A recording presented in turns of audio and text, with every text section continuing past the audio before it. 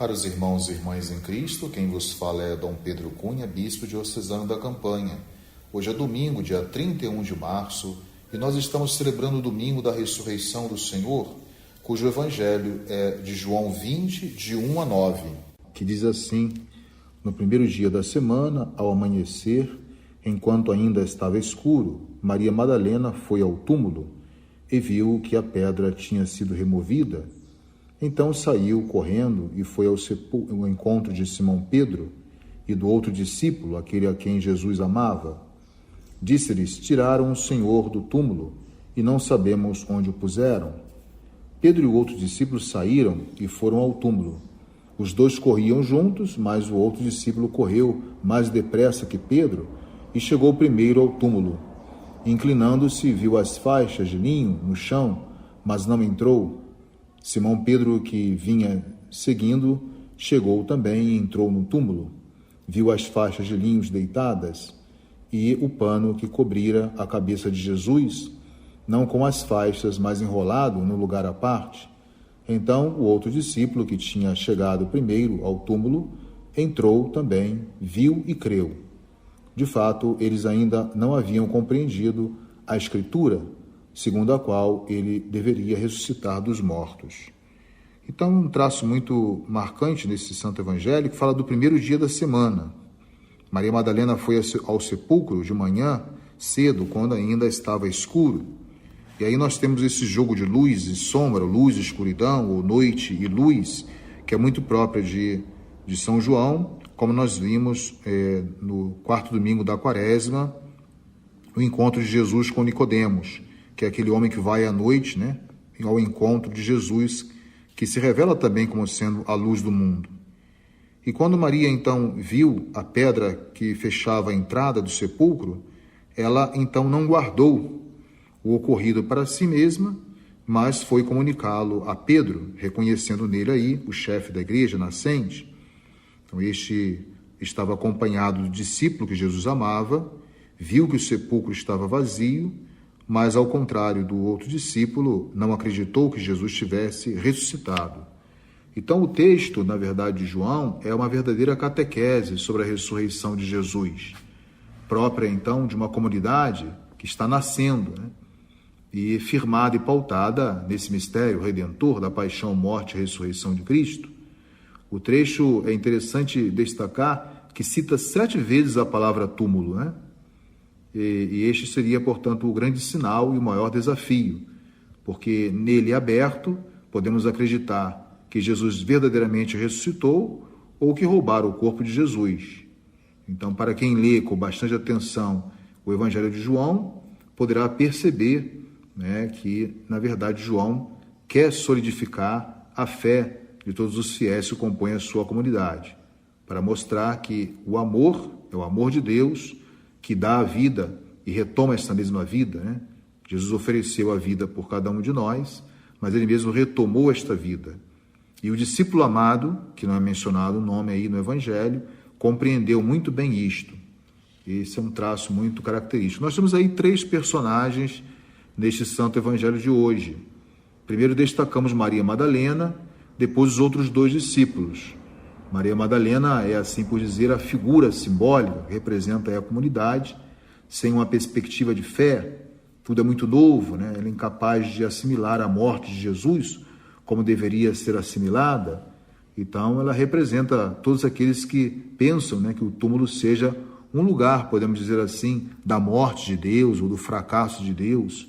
E aí estariam eles desiludidos? Nós podemos ainda nos perguntar, Por isso nós temos alguns verbos assim, como não sabemos onde o colocaram, Então denota, portanto, uma novidade. É o novo dia que está nascendo, Esse dia após o dia do sábado, o primeiro dia da semana, ou seja, aquele dia que traz a luz, que supera as trevas. Então o gesto de Maria, indo ao túmulo, vai sintetizar o quê? A busca de uma comunidade cristã, de todos nós, de todo ser humano, em relação à vida, em relação ao amor, o sentido propriamente da morte com a imagem da vida eterna, a vida nova que Cristo veio trazer. Então, diante dessa pedra também rolada, ela vai pensar que roubaram o cadáver. Então, para ela, a morte aí, havia sido interrompida, na verdade, com algum sinal que poderia marcar uma novidade trazida por Cristo Jesus. Simplesmente ela vai relatar: tiraram o Senhor do túmulo e não sabemos onde o colocaram, porque a pedra está removida.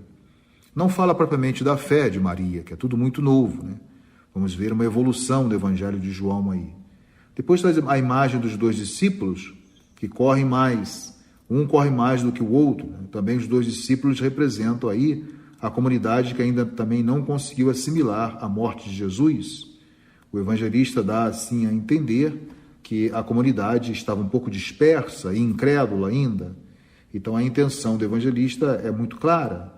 É aquela, portanto, de mostrar que a comunidade não consegue viver ou subsistir sem a vivência da fé em Cristo e Cristo ressuscitado. Esta é a grande novidade, né? Por isso os 2 discípulos, Simão Pedro e aquele que Jesus amava, nós temos aí a imagem que saem correndo em direção ao túmulo. O que primeiro vai ser uma novidade, torna-se depois um sinal autêntico da própria fé. Então, foi o discípulo que teve essa iniciativa de poder olhar primeiro, né? O discípulo amado, que chega antes. Ele vai se abaixar, ver os panos de linho estendidos aí, mas ele não entra. Ele percebe que há sinais de vida, mas ainda não alcança a plena compreensão do que aconteceu, né? Um episódio tudo novo, tudo muito novo para os apóstolos também. Então João, portanto, quer mostrar que o túmulo não é esse lugar da morte, né? Mas o túmulo vai ser, sim, o lugar do encontro com o Senhor e o Senhor ressuscitado, que vai dar sentido não somente aos apóstolos, mas a toda a comunidade nascente. Então chega Simão Pedro, de fato, o fato de deixar que Pedro entre, né, antes no túmulo, é da parte do discípulo amado um gesto de reconciliação, de amor, de reconhecimento também de que Pedro será aquele que tem a responsabilidade diante dessa comunidade apostólica que vai anunciar essa beleza da ressurreição de Cristo Jesus. Viu também os panos de linho estendidos e o sudário que tinha estado sobre a cabeça de Jesus, que não estava com os panos de linho estendidos, mas estava dobrado num lugar à parte. É muito interessante essa descrição minuciosa que o evangelista João faz para mostrar que o corpo não fora roubado. Se fosse roubado, os ladrões levariam o corpo e não se preocupavam em deixar o lençol mortuário tão organizado desta maneira, né? Então, para mostrar que só o discípulo que ama é capaz de descobrir, ou seja, tornar objeto da sua própria fé. Jesus, ele, portanto, está vivo, traz o sinal da vida para cada um de nós. Nós observamos ainda que ambos veem as mesmas coisas, mas quem só ama é que chega à descoberta que vale, portanto, a pena fazer essa experiência. É o sinal que vem descrito, né, por esses 2 verbos, né? Ele correu, chegou primeiro, viu e creu. Interessante isso, né? Ele viu e acreditou. Então, esses 2 verbos. Depois, vamos ver no domingo seguinte, a aparição de Jesus aos apóstolos, né? Quando Tomé não estará, uma segunda vez que Jesus aparece, fala exatamente assim, né? Felizes são aqueles que vão crer, mesmo sem terem visto. Então, aí o verbo crer é muito mais forte do que o ver, porque nós não precisamos ver Jesus ressuscitado com essa experiência que os apóstolos tiveram no cenáculo, para acreditarmos que ele é o Filho de Deus verdadeiramente. Nós cremos a partir desse evento em si mesmo, que é a ressurreição, e o testemunho, o anúncio dos apóstolos que tiveram a experiência com o ressuscitado.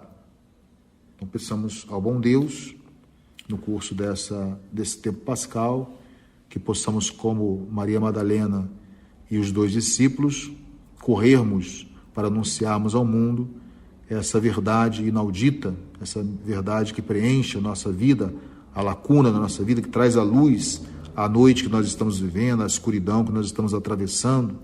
Então, que Jesus seja verdadeiramente a nossa Páscoa e que essa Páscoa seja verdadeiramente uma passagem transformadora de Cristo Jesus em nossas vidas, trazendo muita luz para que possamos também, com a luz da nossa fé, iluminar todos os homens que ainda jazem nas trevas da ignorância e ainda não se abriram a esse dado da salvação.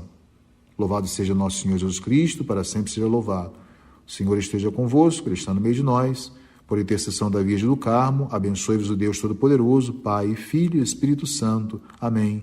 Tenham todos uma feliz e abençoada Páscoa do Senhor.